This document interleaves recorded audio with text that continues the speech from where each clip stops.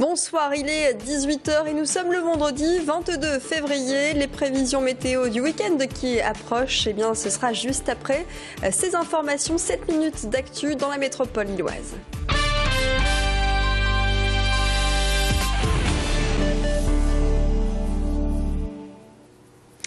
Et cette bonne nouvelle pour débuter ce flash avec la satisfaction d'un couple de Wattrelos. Souvenez-vous, Elodie et Wesley avaient reçu l'été dernier une facture d'eau d'un montant de plus de 22 000 €.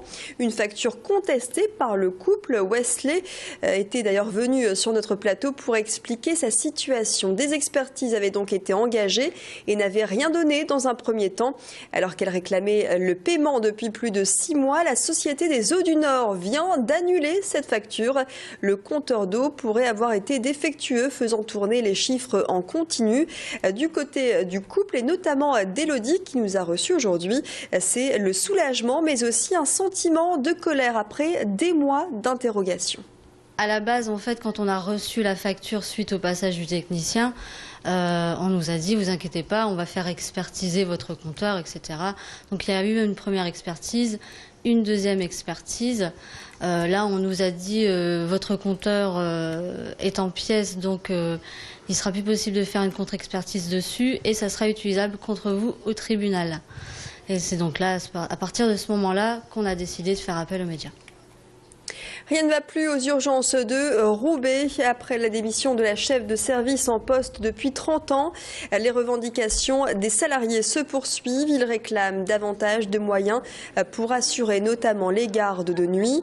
Les urgences de Roubaix enregistrent plus de 85 000 entrées par an et le service est complètement saturé, voire au bord de l'implosion selon ces manifestants. Médecins, infirmiers et aides-soignants ont donc manifesté ce matin pour défendre l'hôpital public devant les urgences de Roubaix. Des images signées Adélaïde Bollard. L'initiative de la semaine à présent, portrait d'une société lilloise qui confectionne des tapis, mais pas n'importe lesquels, des tapis de jeu pour enfants personnalisables car vous pouvez faire imprimer votre quartier. Pour 59 €, l'enfant joue aux petites voitures sur un fond qui lui est familier. Explication avec Mathilde Espinasse. Et non, il n'y a pas d'âge pour jouer aux petites voitures.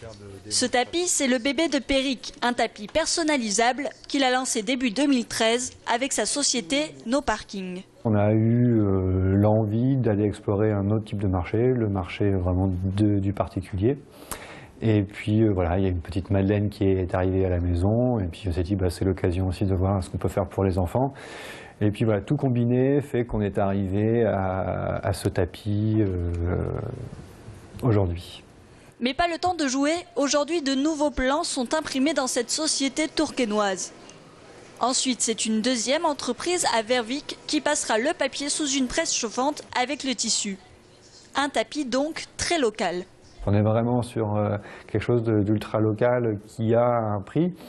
Et la grosse question maintenant, c'est comment est-ce qu'on prépare au mieux Noël 2013. On pense que c'est vraiment sur cette période-là qu'il y a le plus de choses à faire. Pour être prêt pour Noël, le tapis Aberlas doit maintenant se faire connaître. Le produit évolue et à la demande des clients, des cartes plus détaillées devraient voir le jour.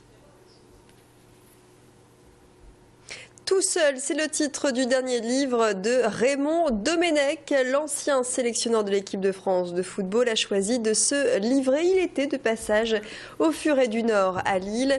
Il revient ainsi sur certains événements, notamment le mondial en Afrique du Sud, mais aussi les entraînements à Clairefontaine.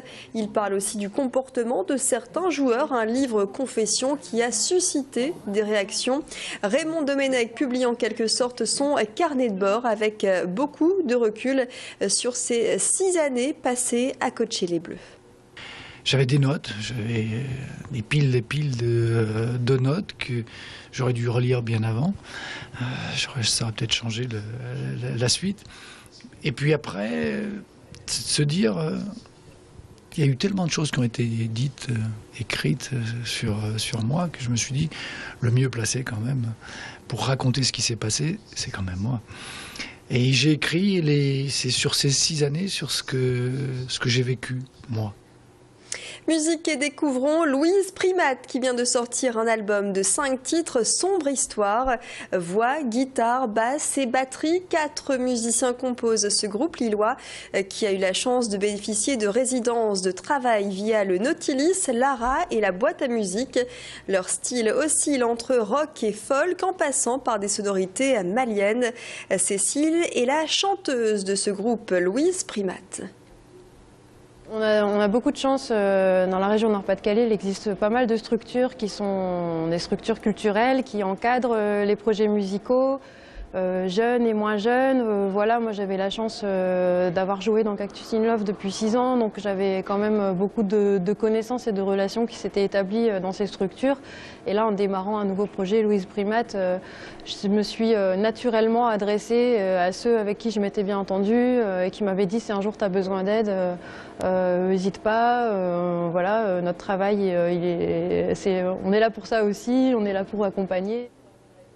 Et après l'EP de 5 titres, Louise Primat sortira un album en 2014. Voici un extrait, le titre « Pas d'argent, pas d'amour ». On se retrouve juste après pour la météo du week-end.